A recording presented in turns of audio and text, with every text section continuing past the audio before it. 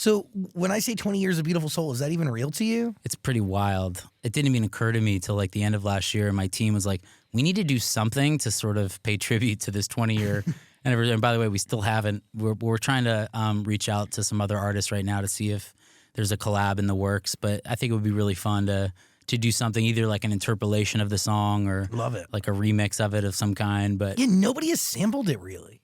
yeah, no one sampled it. No Do one you get any sampled it. requests ever? No, I reached out to Jack Harlow, who is a good buddy of mine, and he was like, he texted me back. First of all, he's the most like gracious, humble guy I've ever. Have you ever met him? Yeah. Super good dude. But he's like, dude, if I do another sample, he goes, they're gonna fire. Like, I'm gonna get kicked out of the music industry. So he's off the table, I think, for now. But I think something in like the hip hop or urban community could be really fun. Just like a new spin on the song. So we're working on that, hopefully for maybe end of the year.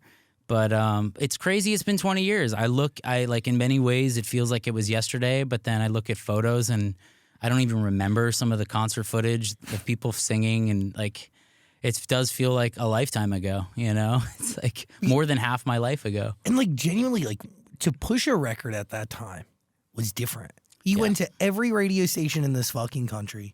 You probably went to more malls in America than anyone will ever see. I went to the in their Mall life. of America.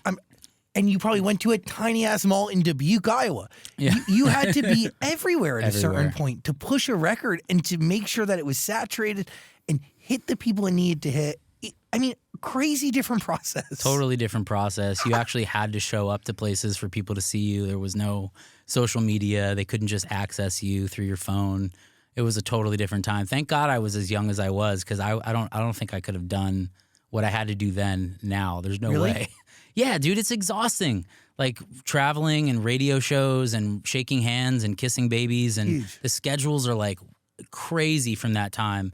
We'd wake up at 6:30 in the morning, have to sing and sound good on radio, live on radio. That was brutal. I hated that. How many live lounges you had to perform in? The live lounges, and like with like terrible sounding equipment and like live lounges, aka a conference room. In a conference room, with like half the people are like suits from radio that you're trying to like impress so that they play your song. And like half of them don't want to be there. There's a lot of like, there was a lot that went into pushing a song back then that doesn't really, that you don't really see today. But the mall thing was wild. My favorite story of performing at malls, I was in Chicago. I think it was like one of my first mall appearances, and they expected like several hundred people, but Summerland had just come out. Huge. And like over 8,000 people showed up to the mall, and they didn't have enough security. And I remember they built the stage in the middle of the mall where all the fans were, and there was no way to get to the stage. And they formed like this sort of like security like circle. Like I was just in the middle, and there was like this security team, and they were all like these geriatric guys like trying to like fight these prepubescent teenagers fighting to get to me, and we're like a sea of people, and we're just like forcing our way through to the stage.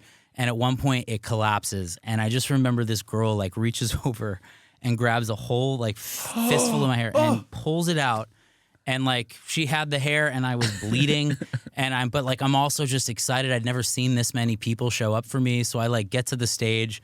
I'm like, tears are in my eyes from the sharp pain. I'm bleeding, and I'm like, "What's up, Chicago?" You know. So yeah, it was just a wild time. It really was. Mall appearances. We don't do those anymore. Man, I'm sure you've performed "Beautiful Soul" a billion times, but is there like a most memorable performance of that song? Oh man, let me think about that. I performed for the Armed Forces back in 2000 my timelines are awful, but it was during the Bush administration, so I'm really dating myself. Well, things are going on then. Yeah. You needed that performance. I also performed for Obama at the White House in 2013, and it was, but it was like I think I performed a Carole King song. She was being awarded like the Gershwin Prize for music. Cool. But "Beautiful Soul" I sang for Bush and the First Lady, and it was like the entire Armed Forces. I think it was at Ford Theater, and it was like the stiffest room you can ever imagine. Like everyone's in their uniforms, buttoned up, and like there's like snipers in the balcony, you know, and like here I am singing I don't want another pretty face, like trying to like, I think I even like got down on one knee and like jumped off the stage and like dropped the knee for the first lady. And I remember like, I don't think I told the producers I was going to do that. So when I made like the step forward towards the president and the first lady, Service. like the service kind of stood up a little bit. And I was like, okay, that's about as far as I can get, I think. But you know, trying to lighten the mood a little bit. That's But wild. that's a memorable performance for sure. How about the performance on The Sweet Life of Zach and Cody? Oh man, I don't even remember that. was that Beautiful Soul? I forget. I think so. I think it was it. Yeah. Yeah. Where the two girls were dressed up as like waiters or waitresses or Oh, something. that's right. Yeah, that was Tisdale and who else? Oh, who was that? Brenda Song. Brenda Song. That's right. Yeah, I do remember working on that show. I mean, that was fun because years later, I did a show for Freeform Network that